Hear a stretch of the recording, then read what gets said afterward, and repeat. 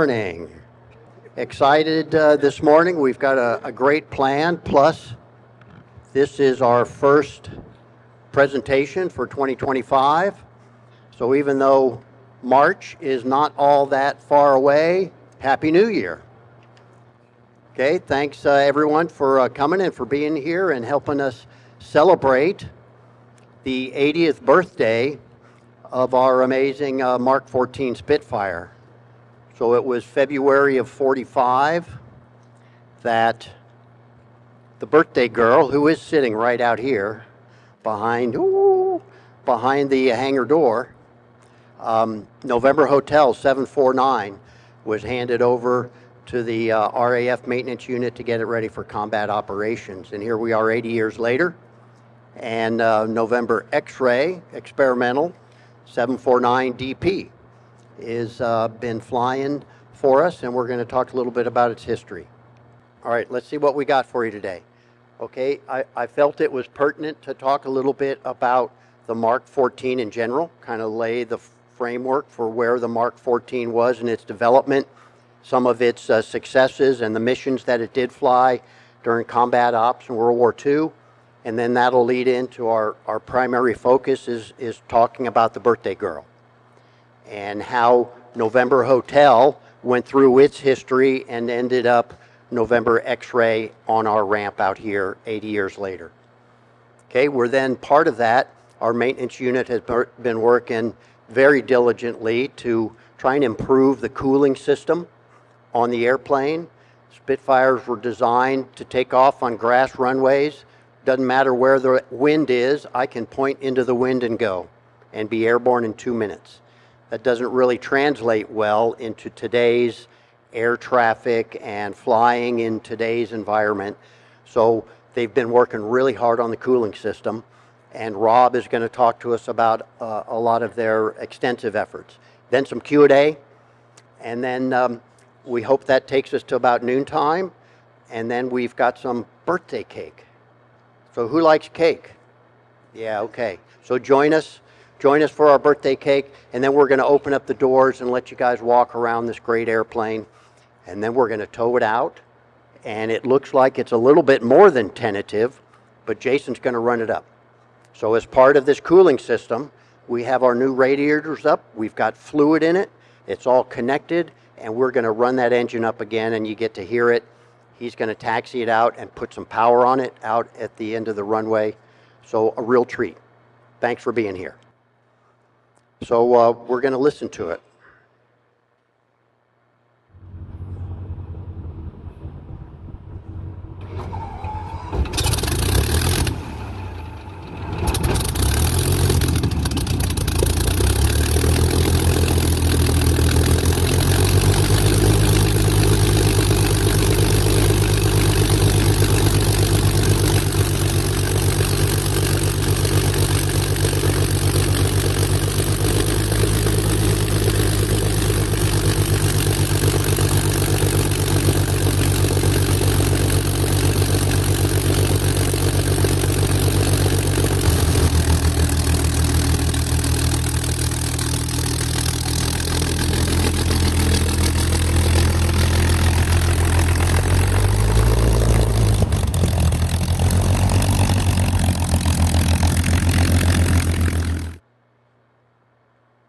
Cool, so hang around and hear it for yourself, live. Okay, so let's talk about Spitfire Mark XIV. So why the Griffon, right? It wasn't really meant to replace the venerable Merlin. It was meant to augment and join the venerable Merlin. But look at where they actually started developing the Griffon, 38. So even before the war started, Rolls-Royce, same company that built the Merlin, was tasked to build another airplane. And the requirement came from the Royal Navy, the Fleet Air Arm. And I think this is interesting. If you can remember, they wanted an engine that would produce good power at low altitudes. That's what the Navy, Royal Navy wanted. Okay, British ingenuity. You know, who came up with the idea of putting the Merlin on the Mustang? The British. Okay, so who came up with the idea of putting a Griffon on the Spitfire? The British. All right, the Merlin was already on it. Well, let's see what the Griffon does. And there's the genesis for the Griffon, and several different versions, just like in the Merlin, several different versions of the Griffon as it matured in its engineering. More horsepower, always more horsepower. Two-stage supercharger. That two-stage meant it could keep its power up at altitude. Less air up there, so you still want that manifold pressure to produce that horsepower, and that's what the two-stage, two-speed supercharger would give an airplane. Because over in Europe, right, the fight was high. Where were those bombers and the Messerschmitts and the Focke-Wulfs? 20, 25, 30,000 feet. So it was a high altitude war, and you needed that supercharger to continue to give you that horsepower, that manifold pressure, so that you could fight with them. Production had a pretty long run. Okay, they also used to put it on patrol bombers. Your program has a list of some of the more significant airplanes that ended up being powered by the Griffon. Liquid cooled, big thing. That's a lot of horsepower. And it was an improved, for certain application, improvement over the Merlin, which is kind of hard to do, to improve the Merlin. There's the first Griffon powered. The Brits were really good at this. So there's a Mark IV. The LF kind of meant low altitude. Notice the clipped wings. Kind of not important for our airplane, but it showed the Brits used the airplanes they had, because, you know, they had to produce. They were, this is not too long after the Battle of Britain, so they need every airframe they can get, and they put a Griffon on it, and that's the test bed right there for a Spitfire with a Griffon engine on it. Some of the challenges of putting this monster engine on the Spitfire.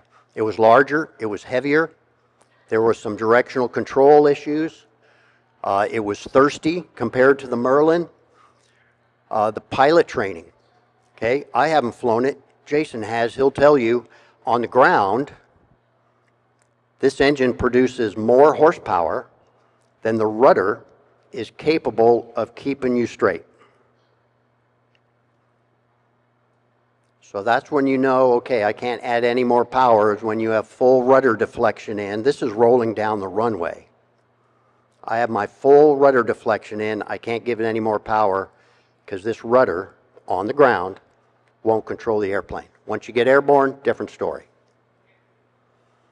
Okay, so here's some quotes from Merlin-raised Spitfire pilots.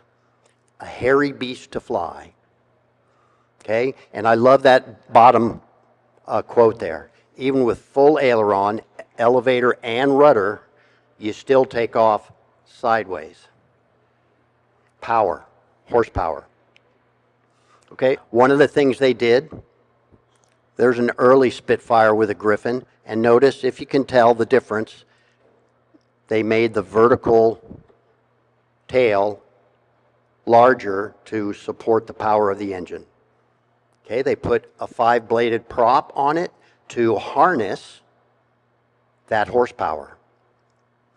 Extended the fuselage, and I talked about the taller vertical. They moved the radios. It's a heavier engine, so now you've got center of gravity issues. So they have to make it right, control that center of gravity. Larger radiators, which you'll see out there, because we have the housings off of it. The housings that enclose the radiators, because we're still working this new cooling system. You'll see how big those are underneath the fuselage and the wing. They designed it in E-wing so that there was so much development, not only in the Spitfires, but everybody in the aeronautical range. There was so much rapid development, combat needed. They developed an E-wing, so now at this point in the war, which is not very far into the war that it's developed, there are 20 millimeters and 50 calibers. So more punch coming out of this. The Spitfire started with their 303s. Venerable 303 caliber, but going up against the German bombers, they weren't knocking them down. They were punching them full of holes, but those airplanes could fly back into France, patch up, and fight the next day. With the 20 millimeter and the 50 cal, now they're knocking down airplanes. Bubble canopy, everyone loves the bubble canopy. So here's a good, I wasn't able to align them, but if you can visualize the aft part of the tails being aligned here, look at the difference in size between the Mark 14 on the top and the Mark 1 on the bottom, the original production version of the Merlin, and also here. So wing loading. Wing loading is a number typically shown in pounds per square foot of how much weight this square foot of wing has to lift. So the heavier the airplane with a given wingspan, that means that wing has to lift more weight. That typically translates into the performance. Turn radius, could be climb, the ability to sustain a turn. When you talk about a dogfight, I like to talk about dinner plates. How big is your dinner plate and how fast do you go around it? Turn rate and turn radius if you're talking 1v1 dogfighting. So what do I want? I want a small dinner plate and I want to run around it, as opposed to a bigger that I have to walk around. And one of the key attributes is wing loading. So look at the difference. Significant difference. Heavier airplane, they had to beef it up, they had to extend it. So it wasn't the dogfighter, but it had it shined in other areas. So there's the first production. That's a Mark 12. It had an earlier Griffon. Ours is a Griffon 65. The big difference, yeah, you can't really tell the difference of the Griffon in there. Still a 5-bladed prop, but notice it's got the older, still with the fuselage, the older canopy. The Mark 12 hadn't gone to the bubble canopy yet, which we see in the Mark 14. Okay, some successes. All right, the Mark 14, like ours, was first with the Griffon 65. We talked about the high altitude performance. December of 43, it's now operational in line squadrons. There was a substantial performance increase, but not in turn radius or turn rate, climb and speed. It excelled at air defense, get up fast, get out fast to meet this enemy coming in, be it a swarm of Luftwaffe bombers or buzz bombs. Okay, so interesting. Remember, what was the genesis of this? The requirement came from the Royal Navy. We want good power at low altitudes. So where did this beast excel? High altitude. Get up, 2-stage supercharger, I got all my power, I'm going to use all that horsepower, and I'm going to get out and I'm going to meet the enemy. So there's, again, some air defense. So it was thirstier. The Griffon is thirstier than the Merlin, so don't go very far. So just fight over your base. Fight over London. Stay close, and now I've got all the gas I need to meet this horde coming in. My understanding is that is not a photoshopped photo. And there's a Mark 14 where they would be able to catch this buzz bomb and just tip it and route it off course so that it didn't hit the area it was fragged to hit.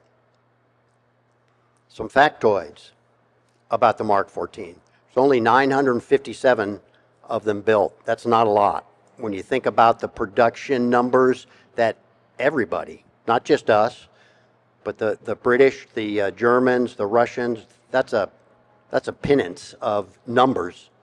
So not too many of them built, and we've got one of them. Okay, it could do 400 miles an hour in level. That's fast. It's interesting how a lot of these fighters, these frontline fighters, certainly by today's standards, were not very fast. You know, cruising at 250 miles an hour, and in the dive they would get their speed, but this thing would go level, 400 level flight. And the first aircraft, we think, the first Allied aircraft to shoot down one of the German jets, the 262s, was a Mark 14. Right? Speed. Get up, get out there, and catch things. There's our cockpit. That's ours.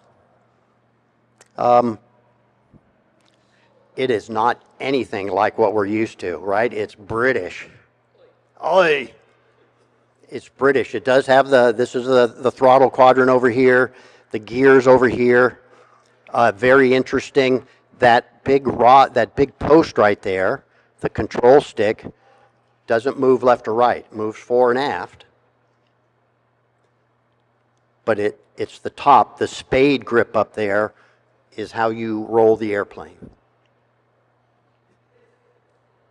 Okay, let's take a look. This is a photo of it upwards of 10 years ago, 8, 9, 10 years ago of it airborne. So you can't really hear it. You're going to hear the airplane that the photographer is in, but she's airborne.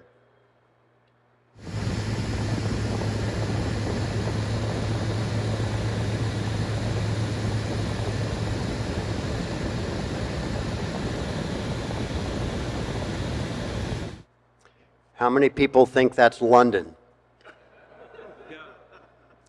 2, okay. I got news for you. Okay, November Hotel to November X-ray, 80 years. That is supposedly her, sitting in India. So she was built at Aldermaston. Did I say that correctly? Aldermaston? Okay, close enough. There's London. So just a little bit west, delivered to the RAF in February of 45, to a maintenance unit to get it ready for combat operations. So that's why we're celebrating February as 80 years. Though it missed the war in Europe, it was sent to India as part of the RAF. They had their Southeast Asia Command in India. Okay, it was likely that this airplane was never flown by the RAF other than in testing flights, because it was sold to the Indian Air Force in December of 47. So not too long after getting there, it was assigned that tail number for the Indian Air Force, and it became an instructional airplane for them. Well, didn't last too long. So here we have a photo of the poor thing languishing in the late 1970s at Patna Air Base, so obviously India, and out here in the eastern part of it is Patna Air Base, and that's where it was found, not in a very good condition. It was recovered, sent back to England for restoration. So here they're starting to crate it up. I believe this is the photo of it sitting out in front of the restoration facility, okay, in 83. So just for grins, right, here's the northern part of London down here, and there's the little air base and the restoration facility up there in Cranfield. And she's starting to look like an airplane again. Okay, so in 1985, it was purchased by David Price. Remember our current tails number? NX749DP, Delta Papa. So David Price, who's been a huge benefactor to this unit here, he purchased it in 85 over there in Santa Monica, Museum of Flying. In 05, he sold it to us. And then we have been flying it. We inspected it. We made sure it was ready to go. And she's been flying for us since 05. With the exception that we've been working on this cooling system. Kind of as I mentioned, the cooling system for the Spitfire was designed to be on the ground for an extremely short amount of time and get airborne. And now I've got the airflow through the radiators to keep this liquid-cooled engine cool. And today, there are times I've been at the number 1 out here, not number 1, but ready to take off, and I'm number 8 in line because single runway. So the cooling system we had did not lend itself well to flying in today's environment, especially here. This is 2016. Just some beautiful photos of this beautiful airplane.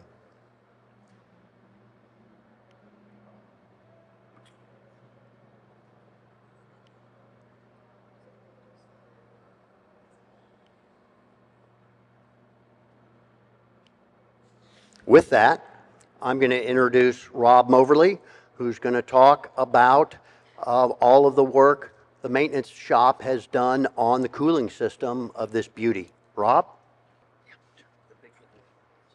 Thanks. Good morning. We'll switch to English for the rest of this presentation, if that's okay. So, aluminium, vitamins, bonnet, boot, hood.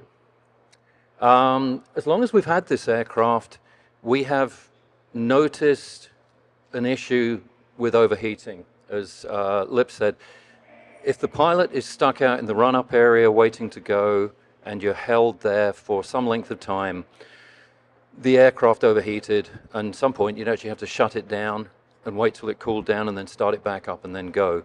Not a satisfactory state of affairs. What we also noticed was that that was getting progressively worse. The aircraft was overheating faster and more severely as time went on. I've been with the wing probably about 8-9 years, and I think across that time I've really seen it deteriorate. And I don't think I realized it was deteriorating. It was just one of those things where it's always had a heating problem, and we just lived with it and tried to get by putting other aircraft in front of it to blow air on it and all the rest. We've had 3 overheating incidents on it that have got quite nasty. One involved an engine change when Steve Barber had a coupling blow in the front and he had to put the aircraft down. A second one when it was being flown back from an air show, overheated, and the engine had to come out for that as well. And then a third one when the pilot was on a local sortie, and again that top coupling blew, and it was a partially damaged engine. The heads had to come off. So we obviously want to try and avoid that as much as we possibly can. We do not want to have overheating issues. In order to prevent a recurrence of the last overheating issue, we decided to fit a spray bar system, which will blow vaporized water into the radiators and increase the cooling effectiveness of the radiators. The radiator layout's interesting. You've got tandem radiators, the coolant in front on one side and the coolant behind on the other side on oil and intercooler radiators, so it's unusual. But as long as you spray water in the front of it, we'll look at pictures. Sorry, Kurt.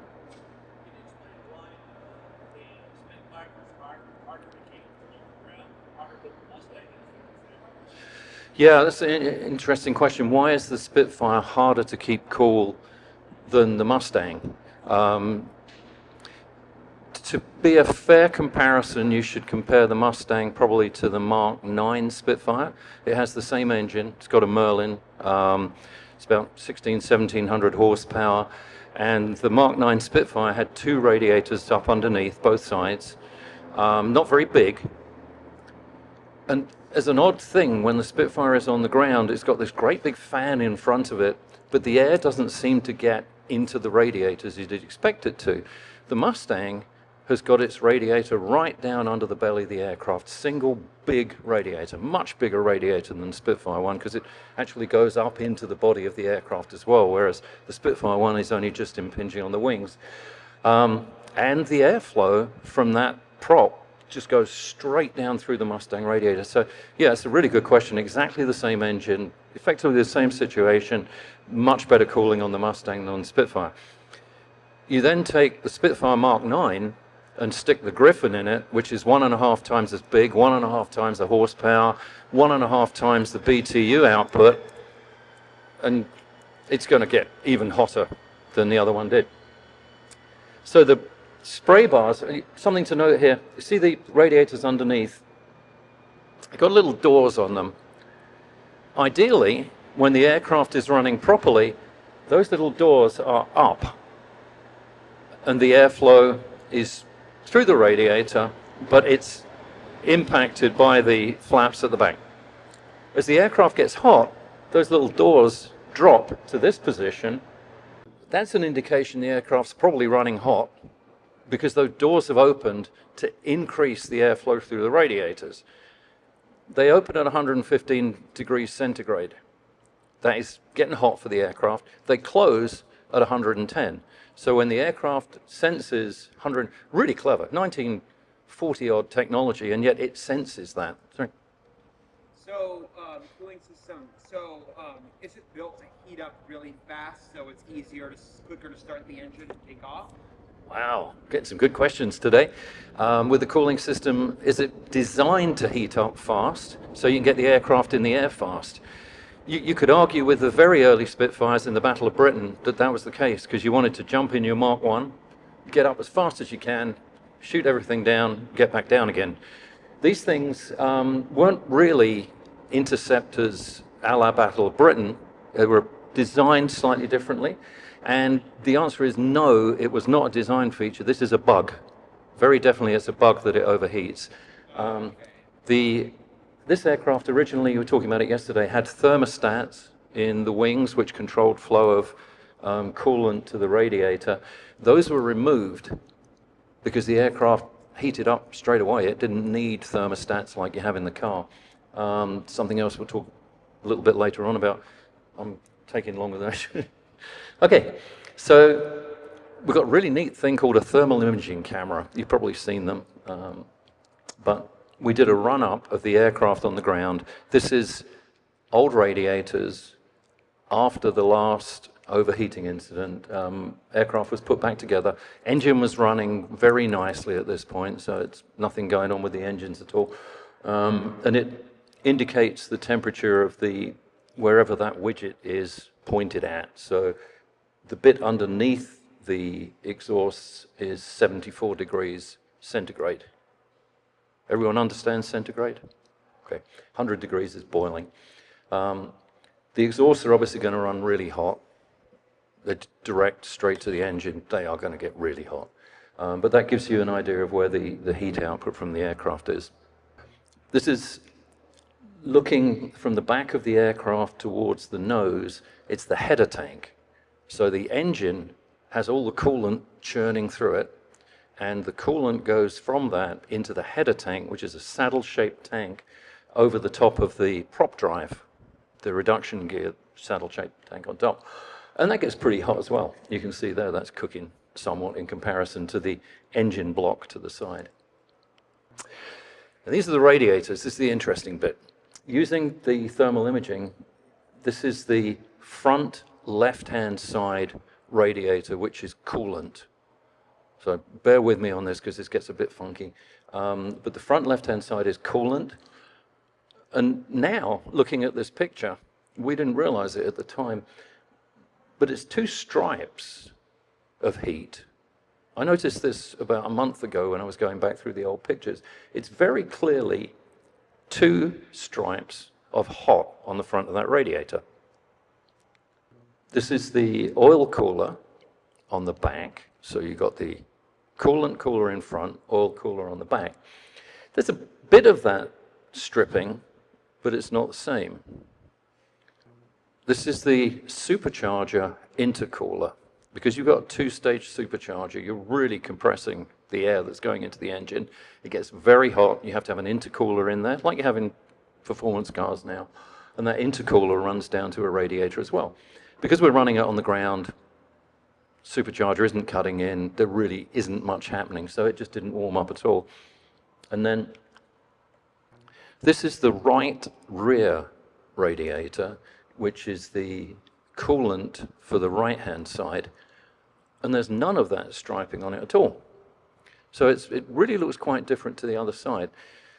So we realized we had a heating problem at that point anyway. So one of our guys, Trace, whose original idea this was to do the spray bar, crawled down underneath with a little hand spray and sprayed water on the front to see what happened. And it actually did really reduce the temperature of the radiator by spraying just water on the front. So we thought, okay, this is going to work. So we actually built a spray bar across the top. The tanks are where on a traditional Mark XIV you would have had leading edge wing fuel tanks. We put water tanks in there, and those run down through pumps in the ammunition bays for the weapons, down into the, actually the weapons bay themselves, down into just in front of the radiator, and then they spray water out in front of the radiator. So that bar across the top is where the water's coming out of, and you can see on the left-hand side the fan-shaped spray really cooling the front of that radiator down. On the right-hand side, not. So the spray bars worked, there's no question. Another shot of that. What we realized, even having the spray bars, it wasn't making a lot of difference. Up to the last air show, which was a year and a half ago, when the aircraft flew, engine flew very, very nicely, engine ran very, very nicely, aircraft flew very nicely, but the whole way through, those radiator doors were down. And that's the first time I'd seen that the radiator doors were open all the way through the flight.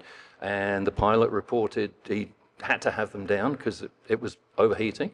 And those doors are like barn doors. They really slow the aircraft down when they come down. You notice it. You go, so we really want those to fly with the doors up, and we don't want the thing to overheat. Talked to the guys in England. Jason talked to another guy that has flown Mark XIVs, and he said that's not right that those doors are open the whole time. So I think what we were doing with the spray bars is we were attacking the symptoms, we weren't attacking the cause. The cause is there was something wrong with those radiators, no question, and it was deteriorating. So we spoke to the guys in England who actually rebuilt it, and they said I said, is it the water pump? Is it the water pump not dragging enough coolant through? They said, no, it's not that. It absolutely sounds like the radiators. You need to get those radiators out, over to England, and they'll refurb them, reflow them, and get them back the way they should be. So that was my proposal to the group, was we send them back to some little guy in the middle of England who works on Rolls Royces, basically, making old radiators. Then our maintenance director, John McMahon, found Pacific oil coolers out in Pomona, and they suggested building brand new radiators. They have done that for P-51s, P-38s, and P-40s very successfully. Jason again had talked to a couple of people that had actually flown the ones with the new radiators. I think at one air show, he said he went along saying, that's got a new radiator, that's got a new radiator. And the ones with the new radiators were just working so much better. So we took the old radiators over to them, and they said, well, yeah, they need to be changed. And what they did was built radiators that are exactly the same size and shape externally as the originals. Beautiful, great job. Designed it all in CAM, and the internals are really current technology. They are made out of, altogether now, aluminium. They are designed to be the latest technology and cool way, way better than the original ones did. The original ones are either brass or bronze, and the new ones that we got back, as they designed to fit in exactly the same space, same couplings and everything, they're about 100 pounds lighter than the original ones were. These are shots from the construction while they're actually building the things. They had to machine out of a solid chunk of aluminium the top and the bottom, and then they build the matrix in between and solder the tops and bottoms onto them. It took them a year and a half. Almost all of that year and a half was in the design phase. Once they got past the design phase and they got into production, it was a couple of months, which unfortunately had been their original quote to us, oh, that'll only take a couple of months. But it took a year in the design. These are the component parts of them, and then to the right is what they actually look like when they're assembled before brazing them up. And you'll see them hanging on the aircraft. I mean, these are big, honking big radiators. And this is what they look like against the originals. The two front are the left-hand, or the right-hand side rear coolers, and the front-hand side coolant coolers in front, left-hand side. And on the right-hand side, the rear coolant coolers. And you can see physically exactly the same thing. Beautiful job. Very, very nicely done. We fitted them. Oh, that's an old version. We checked the weight and everything on them. Oh, and there's a little schematic just explaining the radiator layouts. We fitted them. This is Matt. Matt underneath. Matt did a great job fitting most of them.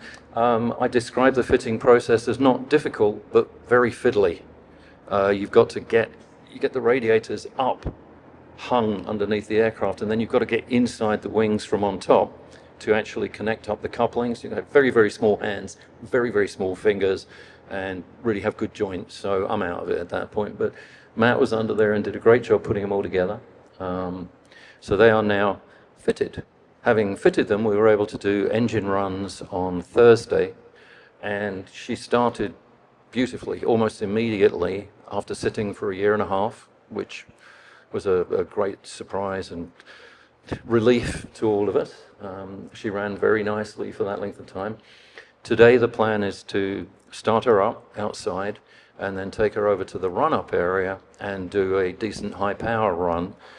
The last run of the day on Thursday was still on the ramp, so we couldn't turn it up too high, but it got up to about 1,200, 1,300, Jason? The other day? Yeah, 1,400, which isn't bad, but 1,600, 1,700 probably out in the run-up area, more than that. And for the last run of the day, we said, okay, now we need to get some heat and pressure on it. Let's try and get it to heat up. And 20 minutes out on the ramp, and it still wasn't getting over hot. So it's encouraging, very, very encouraging that the new radiators have had a significant effect on the cooling of the aircraft. It's not really a fair assessment yet because it doesn't have the cowlings on it. The cowlings are going to change airflow through it and everything, engine heating and all the rest. The ambient temperature was only 75 degrees. It can get 100 something out there on a bad day. So it's not really a fair comparison yet, but it's encouraging as a start that the aircraft did not even really get warm. But it then brings to this young gentleman's question of, is it going to get warm enough, and are we going to have to in the future maybe look at having to put thermostats in it so the engine warms up fast, then the thermostat opens and the radiators kick in. We don't know till we actually get some experience with it. Whatever, it's streets away from where it was. And we have the old radiators next door, and all we can think is these things are half to 3/4 full of silt. If anyone's worked on an old car, I've got an old MG, probably half my radiator is filled with silt, but I don't worry, if it breaks down, I can walk home. This thing, if it breaks down, you don't get to walk home. So it's just silted up, and it turns, the guy in England said, it turns into almost a sort of concrete in the bottom of the radiator and just gradually accumulates up and cuts it off. So we think that's what's happened. We'll keep the old ones for memorabilia, but not much else out of it. A couple of things I just wanted to mention. Everyone asked about any combat history. For the longest time, we thought the aircraft did not have any combat history, but it actually did in India. It was flown by the Indian Air Force in the Southeast Asia Command colors that it's in now, in the India-Pakistan War. It was flown in the Kashmir province in the India-Pakistan War and used for ground attack. It was flown by the Indian Air Force out of Srinagar and carried bombs, could carry bombs. They didn't carry bombs on our one, but they used the 20 mil cannon and the 50 cal for ground attack, beating up the guerrillas, the Pakistani guerrillas in the jungle. So it did actually have some combat experience. So over to questions. Rob. Yeah, this is the part of the program where we transition back to the American language, okay? Not from this end. Question, why is the trim tab skewed like it is, unlike other trim tabs on? Okay, I'm gonna try this one, and Jason will probably, because he was the one that told me this, so I may get the explanation incorrect. On a traditional trim tab, as Charlie says, you've got the rudder, and then the trim tab is just a flat section in the back that either turns left or right, depending on how you want to trim that rudder, hold the rudder in the airflow. With this thing, one, it's got a lot more airflow than you'd expect off of anything, so it's got a much bigger trim tab you'd expect, but it's also got this peculiar Z arrangement, so it's a Z arrangement. And the theory is, at any time, the entire trim tab is not in line with the rudder. It's either 50% this way or 50% that way. And when you get out to the aircraft, you'll notice it. But it means more trim tab is available in the airflow than it would have in a traditional trim tab. Is that correct, Jace? No. Oh, here we go. You're not supposed to correct people when they're Oh, yeah. and when you go to the walk around, take a look at the back of the airplane. It's really unique. I've never flown another airplane with a trim tab like this, but in flight testing, I don't know if it's just the Griffon powered Mark or which one it was, but the trim tab had a dead zone, meaning if the trim tab was straight, like Right. the elevators are, just a flat tab, it took a lot of trimming to get an effect. So by having the Z, as you call it, or Z in the trim tab, there's always part of the trim tab that's in the airflow. Right.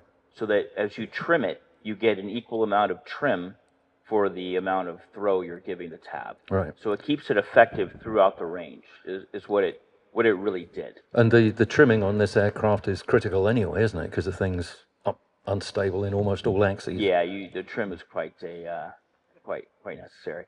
But yeah, it keeps it in the airflow at all times, keeps it effective is what it does. Cool, thank you. So that you're not doing nothing, then all of a sudden there's some trim. Right. It's so it just makes it effective throughout the range. Cool. Full left.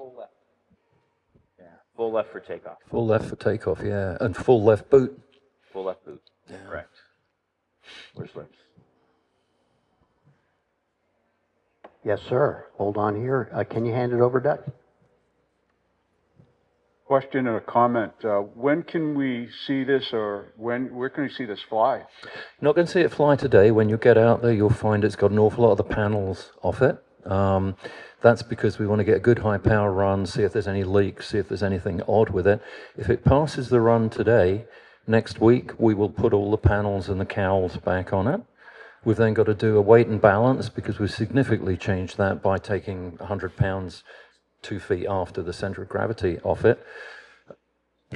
And then it will fly. So a couple of weeks, maybe it will be ready to fly. Okay. We'll be doing shakedown tests, shakedown flights. So if we call, we could ask the question and maybe be here for the flight if you...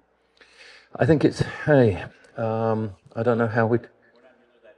Yeah, because often when we're ready to do a flight, It's like, do it. our single pilot I just got gets it, in, jumps in, and goes, because Maybe he a might not next be event, okay. around tomorrow, and he'll be back the next day. Yeah, so there's we no take event coming up or anything that it's going to schedule to Well, be at. it is scheduled to be Yeah, at an air show in mid-March. okay. All right. So it will be leaving from here to that air show, and it will be coming back here from that air show, so that's a possibility. But we will be doing a number of trial flights before that. Excellent, thank you. Yeah, I'm sorry that's vague. I wish we had a website and we could say Yeah. we're going to No, do no. it, but there'll Appreciate be something wrong with it, I can guarantee. Also, compliment you guys, your passion. I love your passion. Everyone here has a great passion for it. Everybody here, they love the planes. You know, I have to say a word also. We have a single sponsor who paid himself for those radiators. Gentleman loves old English cars. This is a natural extension for anyone who loves old English cars. You love old English planes as well. And he came down, did a visit, and just said, "Whoa, Spitfire!" Crawled all over it. And we told him about the radiators, and he said, "I'll pay for those." And these $40,000 for the 2 new radiators. And he just wrote one check and then came back a couple of months later, wrote another check. And wonderful. So that's the people we want to see the passion in, is the sponsors and the donors. We do rely on sponsorship all the way around. Other questions? Just curious, are the superchargers operational on this aircraft? They are in the engine. The engine has it's standard shaped engine, and it's got a large extension out the back. That extension is composed of 2 superchargers. One comes directly up from the carb. It's got an updraft carb, so it sucks up into the first stage of the supercharger. Then it blows through that into the second stage of the supercharger, and then into the inlet for the aircraft. Both superchargers are active because they are geared to both be active. But this version of the Griffon has a 2-speed system as well. So below 15,000 feet, you're running at a certain speed. Above 15,000 feet, that second supercharger kicks in. So when you're just starting to run out of oomph, the second speed on the supercharger kicks in, and it'll go up to, I think, the 35,000 feet or something stupid the thing will go up to. They do say that when that second supercharger kicks in, you get a belt on it. Ours is disabled. So it's the second speed of ours that's disabled. It has a ram, compressed air driven ram, that when it hits the 15,000, this ram goes bink, and it puts the second gear in. That's disabled on ours because we're never going to need it. We're not going to go above 15,000 feet. It doesn't have oxygen, nothing. But we have all the gear that goes with it. We've got all the switches, the warning lights and everything.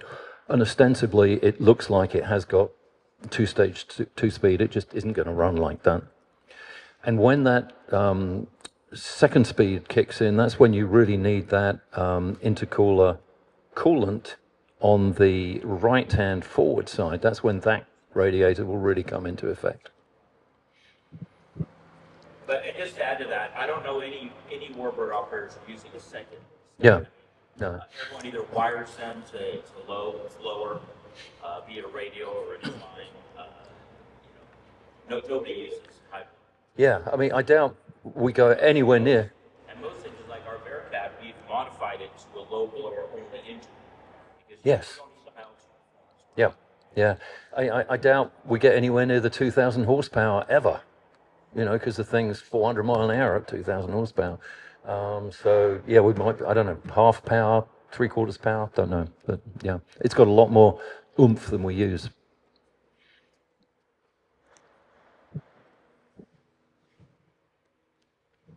I may have missed it, but are there still some Merlin engines flying? Merlins? Merlins? Yeah. Oh. Yeah. It depends. If you're asking the question specifically about Spitfire, there are loads of Merlin Spitfires flying. If you go to Duxford in England, last time I was there, they had like 20 odd flying. As Jason said, there's a Mosquito just down the road here temporarily. That has 2 Merlins in it. There's 2 Mozzies out at, I think, Plains of Fame. They got 2. What's the visible telltale to see whether it's a Merlin or a Griffon? Is there one? Interesting. The biggest one is that nose. To me, that's the easiest way of telling.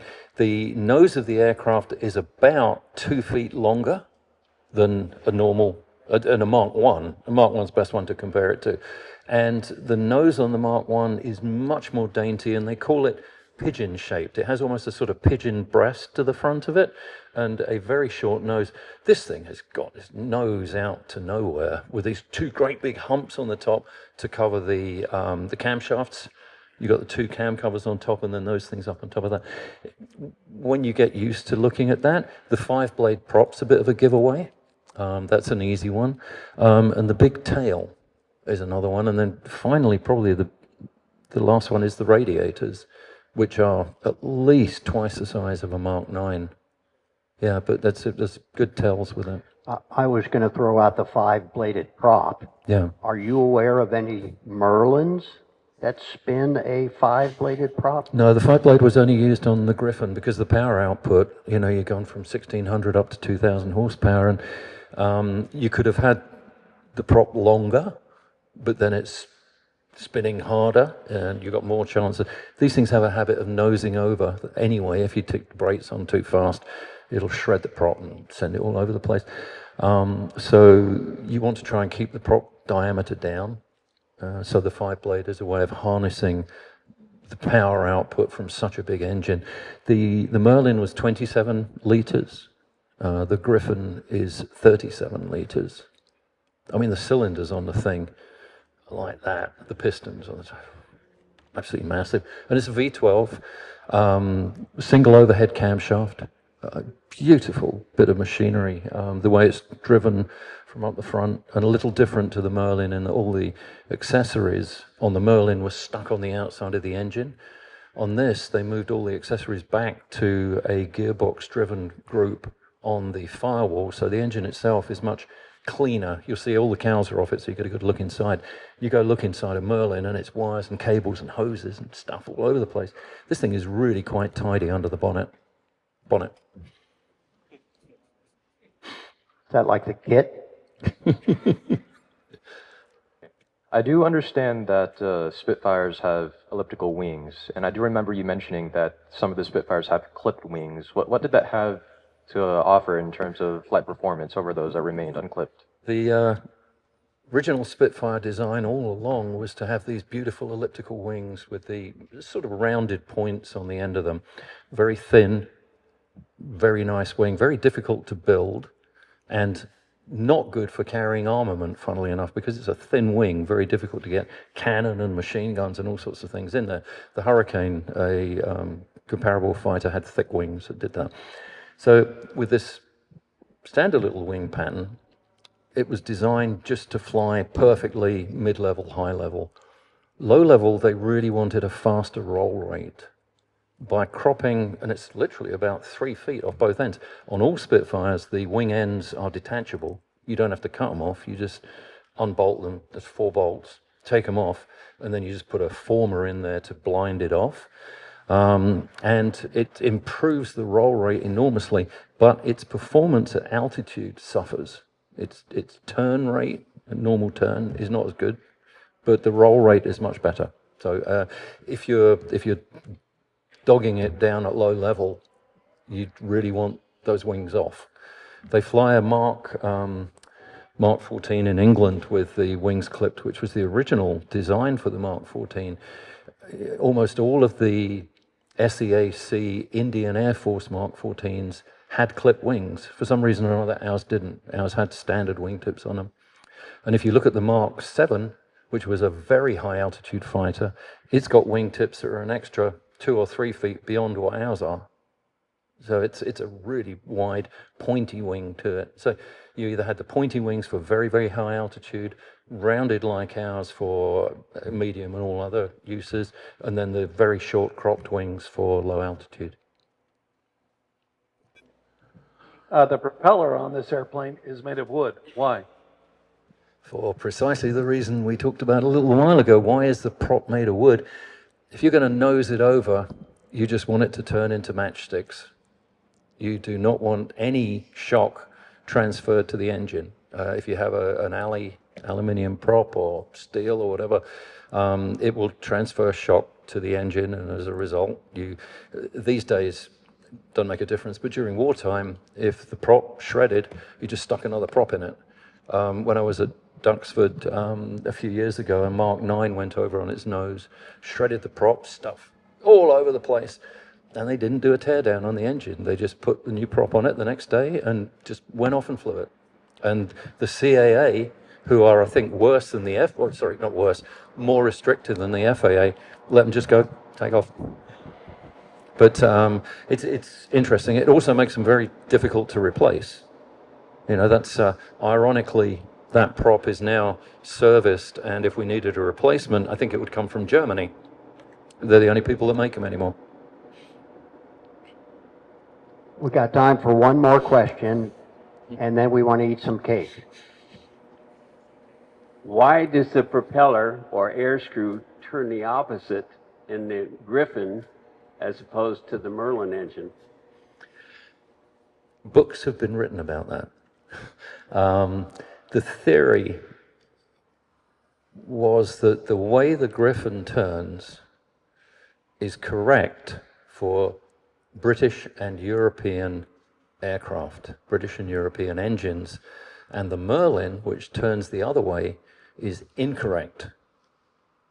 And I don't know why. But there was also supposedly at one point a directive that came out from the Ministry of Defence saying all props will turn this way. This is the sort of thing the English love to do, is put a directive out about something. All props will turn this way. And nobody really knows what it was, but the Griffon was designed, it followed on a bit from the Type R, which was the seaplane racing aircraft. It's not a direct descendant of it, but it's very, very similar, and the Type R turned the wrong way as well. So I don't know whether you consider the Mustang turning the right way and this thing turning the wrong way. We don't see it that way. And that was it was a bullet on one of my earlier slides. The Merlin raised Spitfire pilots, that was one of the things they had to counter. So they're used to pushing the throttle up and applying right rudder to keep it straight on the runway because of the torque of from the pilot seat, a right turning propeller.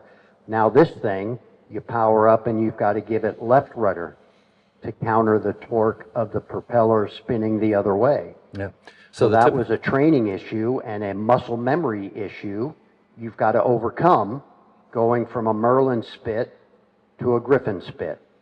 So the typical RAF pilot would start to learn ab initio training on a Tiger Moth. The Tiger Moth turned to the left. He'd then move to a Harvard, which is the English equivalent of the T6. That turned the other way. He'd then go to the Mark 14, which went back the other way. So they're totally confused by going through all that. And there are stories of these were 19, 20-year-old kids flying these things. There's stories of them taking off almost sideways because they just messed it up and had way too much rudder in the wrong direction. The pilots at Duxford that jump in and out of the different marks have a mental rule now where they don't set trim, because if they're in and out of different aircraft, you do not want to crank full left trim in if you're then going to go the wrong way, and you really needed full right trim in. So I've read some things saying if you're in and out of a 14 and a 9, you're better to leave it neutral and just fight the torque, which I guess makes sense from, like you say, muscle memory. If you get in and just put a whole load of left in it and it goes in the wrong direction, you're cutting the grass before you know what's happened. But it's a beautiful plane. It's my favorite. My dad got to clean the canopies on these at one point while he was in the RAF, so it means an enormous amount to me, and I never ever thought I'd get the chance to work on or even be close to one of these things. You go to a museum in England, it's very difficult to get close to the aircraft. It's 10, 15 feet around everything. Here, you can get really, really close to the aircraft, so enjoy it. Have a good time around it, and happy birthday, Spitfire. Who wants to go see it?